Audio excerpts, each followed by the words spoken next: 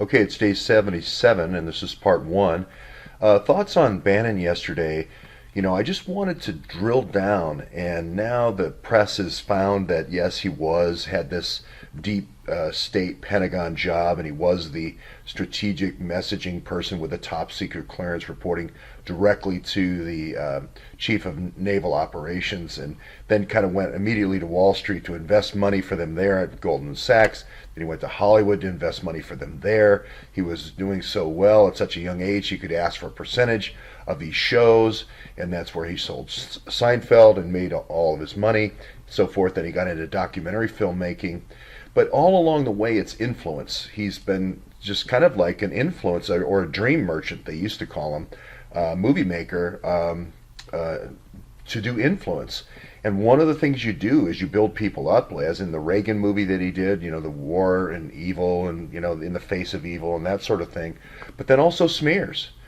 When it's time that your benefactors from the Navy say, hey, we need to smear this guy, we're going to smear him. And they did. And he smeared not only Trump, but the whole Trump family, called Donald Trump Jr., accused him of treason, an act punishable by death. So this is the smear of all smears, and it was a broadside against the whole family.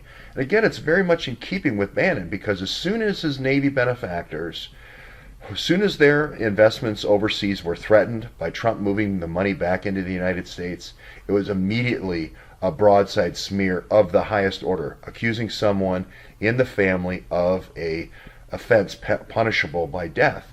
So this smearing kind of reminded me so much of Fusion GPS.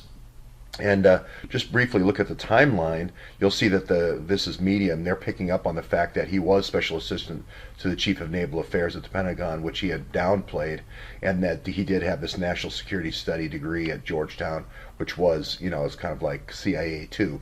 So it's nice to see the press actually picking up on some of this stuff. If you didn't see the story of the smear of Alec Boyd, Alec Boyd is your journalist in Venezuela, a great journalist in Venezuela, gets in the way of the Clinton machine, gets in the way of the Navy investments in oil in Venezuela. Boom, they destroy him. Here's a little clip of that. Denying the company's request to quash a congressional subpoena from the House Intelligence Committee to provide bank records as part of its investigation into Russian meddling in the 2016 election. It comes a day after the founders of Fusion GPS wrote an op-ed claiming they were the real victims in the Russian collusion case. But tonight, another one of their alleged victims is speaking out about the firm's smear and intimidation tactics.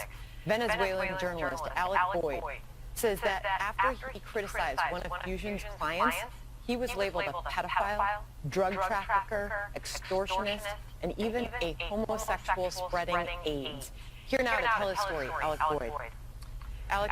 So where have we heard that before, right? And people are seeing the New York Times for what it really is. It's just this defender of these horrible characters. So anyway, it reminded me this smear here, the smear of Donald Trump Jr. and then the smear of Alec by Glenn, reminded me of a third smear, of the smear of Eric Braverman. And this goes back to the famous Joe Scarborough quote saying, a source close to the Clintons, Ron Fournier, says, follow the money in the HRC scandal. Now, I always said this was two people. Going back a year now, I always said this was two people. I said it was Eric Braverman, and Ron Fournier denied that. And then it was also the hands of the hack was Justin Cooper. And if you remember back here, they found, after this story broke here with Joe Scarborough on the 8th of March, they went into this mad dash to try to find out who it was. This is on a Sunday night, trying to find out late into the evening who it was. And Neera Tanden, who's kind of the social justice arm of the Podesta group through the Center for American Progress, is going back and forth with Podesta on who is it. You can see the tweet is about the @JoeNBC tweet I just showed you. And, she says, whoever it is being a tad unhelpful, right? Like they're smearing us. It's not good, John. And he says here later on in the evening, 8:30, we're going backwards in time now, it could be Doug Band or Ira Magaziner. These are the bills John Podesta near Tannen are the Hills. These are the Hillary people at Clinton Foundation, and Doug Band and Ira Magazine are the Bills. And Ira Magazine was the half-weight, quarter-weight drugs, AIDS drugs to Africa. Doug Band is Mr. Pay to Play. Let's get diplomatic passports. Let's go play. Those two guys. But earlier in the afternoon, he suspected someone else, which was Eric Braverman. And I've always said Eric Braverman's Kissinger's man at the Clinton Foundation to make sure that Kissinger has a finger in the pie at the Clinton Foundation. I'll prove that in 1 second.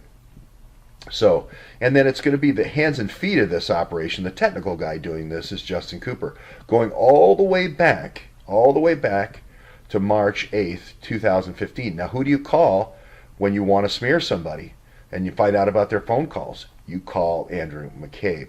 So we're going to go back to 1 year ago today, day 77. I'll just rewind the Wayback Machine here and play it. Already infiltrated the FBI, as I've shown in previous slides and previous presentations. So she can have the FBI, I'll go to the next slide.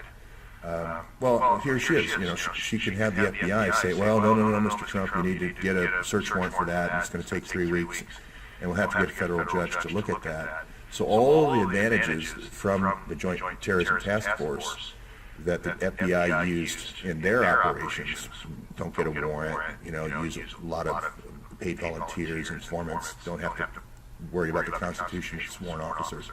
That's going to be used against Trump now.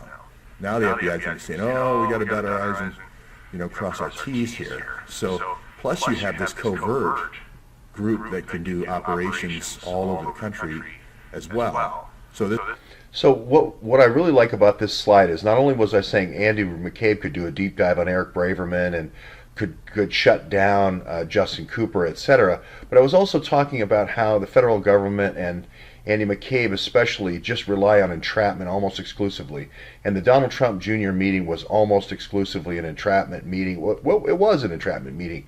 And if you're a nobody, it's just asset forfeiture. And I talked about the group out at the University of Denver out here and how Claude Destre kind of became the face of JTTF at the University of Denver, and how somebody incredibly similar in him to appearance had showed up at the Boston bombings. And of course, Andy McCabe, his group with McGarity and so forth, and Priestap go back to the Boston bombings. And it's just this little JTTF group inside that's causing all these problems over the last 20 years, but especially since Hillary became Secretary of State.